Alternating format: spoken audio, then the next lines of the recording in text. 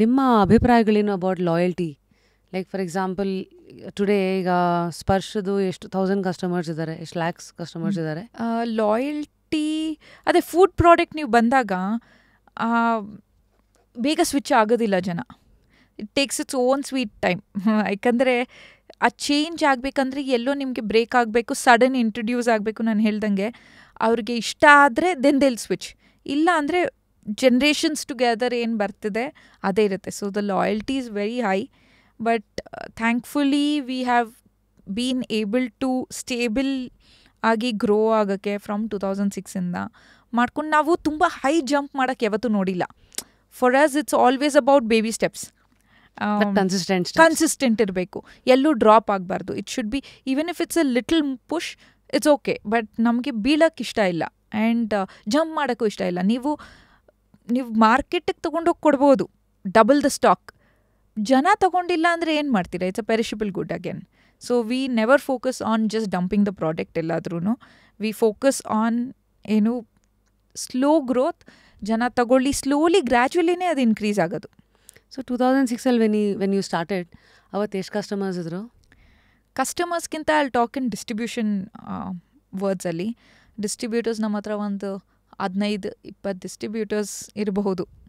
ಅಂದರೆ 15-20 distributors is equal to how many ಅಂಗಡೀಸು?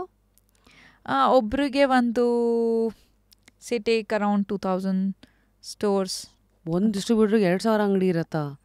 Depends on the distributor. Got it. But still ಒಂದು 100 stores ಇರುತ್ತೆ, ಒಂದು 40 stores ಇರುತ್ತೆ ಒಬ್ಬೊಬ್ಬರಿಗೆ. ಡಿಪೆಂಡ್ಸ್ ಆನ್ ದ ಲೊಕೇಶನ್ ಹಂಗೆ. ಸೊ 15 to 20 ಡಿಸ್ಟ್ರಿಬ್ಯೂಟರ್ಸ್ ಇದ್ರ. ಬರೀ ಎಲ್ಲಿಂದ ಶುರು ಆಗಿದ್ದು? ಬೆಂಗಳೂರಾ? ಬೆಂಗಳೂರಿಗಿಂತ ಅದರ್ ರೆಸ್ಟ್ ಆಫ್ ಕರ್ನಾಟಕ ಇಂದ. Bengaluru is a metropolitan city. ಅಲ್ಲೇನಾಗುತ್ತೆ, ನಿಮಗೆ ಎಲ್ಲ ರೀಜನ್ ಜನ ಇದ್ದಾರೆ ಇಲ್ಲಿ. ನಾರ್ತ್ ಇಂಡಿಯನ್ಸ್ ಇದ್ದಾರೆ, ಆಂಧ್ರದಿಂದ ಇದ್ದಾರೆ, ತಮಿಳ್ನಾಡಿಂದ ಇದ್ದಾರೆ. It's a mix of everything. So ಅದಕ್ಕೆ ಏನಾಗುತ್ತೆ, they are again incline towards their region products. ನೀವು ನಾರ್ತ್ ಇಂಡಿಯನ್ಸ್ ತೊಗೊಳ್ಳಿ, ಅವ್ರಿಗೆ ಫಸ್ಟ್ ಮಸಾಲ ಬರೋದೇ MDH ಅಂತ ಮೈಂಡಲ್ಲಿ. ಆಂಧ್ರನವ್ರನ್ನ ತೊಗೊಳ್ಳಿ, ಬೇರೆ ಏನೋ ಹೇಳ್ತಾರೆ. ತಮಿಳ್ನಾಡಿನವ್ರನ್ನ ತೊಗೊಳ್ಳಿ, ಆಚಿ ಅಂತಾರೆ. ಸೊ ಏನಾಗುತ್ತೆ, ಕರ್ನಾಟಕಕ್ಕೆ ಆ ಥರ MTR ಬಿಟ್ಟರೆ ಅಂಥ ಗೋ ಟು ಪ್ರಾಡಕ್ಟ್ ಆ ಥರ ಏನೋ ಇರಲಿಲ್ಲ. ಸೊ ಹಂಗೆ ಚೂರು. So it became a difficult market. New brand, small brand, MSME product ಇದ್ದಾಗ it became a little difficult as Bangalore. So ನಾವೇನು ಮಾಡಿದ್ವಿ, ರೆಸ್ಟ್ ಆಫ್ ಕರ್ನಾಟಕದಿಂದ ಸ್ಟಾರ್ಟ್ ಮಾಡ್ಕೊಂಡು ಬಂದ್ವಿ. ಅದರ್ ಡಿಸ್ಟ್ರಿಕ್ಟ್ಸಿಂದ, ಹುಬ್ಳಿ ಆಗಿರ್ಬೋದು, ಧಾರವಾಡ ಆಗಿರ್ಬೋದು, ಮಂಡ್ಯ ಆಗಿರ್ಬೋದು, ಈ ಥರದಿಂದ. ಇದನ್ನು ಹೇಗೆ ಚೂಸ್ ಮಾಡಿದ್ರಿ?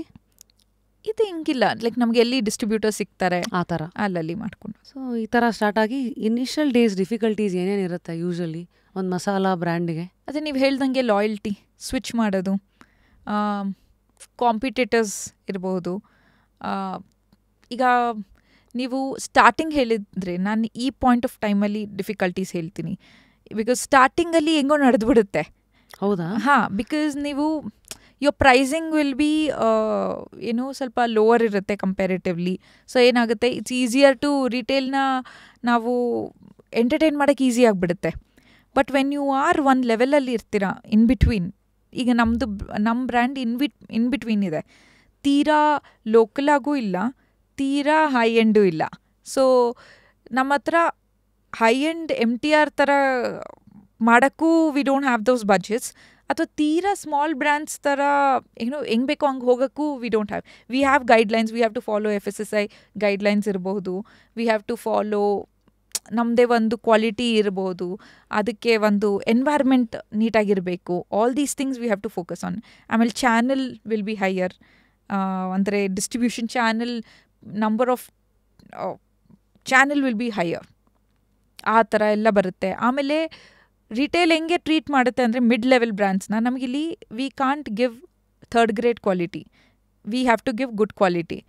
ಅವ್ರು ಕಂಪೇರ್ ಮಾಡೋದು ನಮ್ಮನ್ನ MTR ಆ ಥರ ಕಂಪನೀಸ್ ಜೊತೆ, ವೇರ್ ಈಗ MTR ಈ ರೇಟ್ ಕೊಡ್ತಿದೆ, so you can't give MTR ರೇಟಿಗೆ, ಯು ಹ್ಯಾವ್ ಟು ಗಿವ್ ಸ್ವಲ್ಪ ಕಮ್ಮಿ ಕೊಡಬೇಕು ಅಂತ ಎಕ್ಸ್ಪೆಕ್ಟ್ ಮಾಡ್ತಾರೆ. ಬಟ್ ಕ್ವಾಲಿಟಿ MTR ಥರ ಇರಬೇಕು ಅಂತಾರೆ.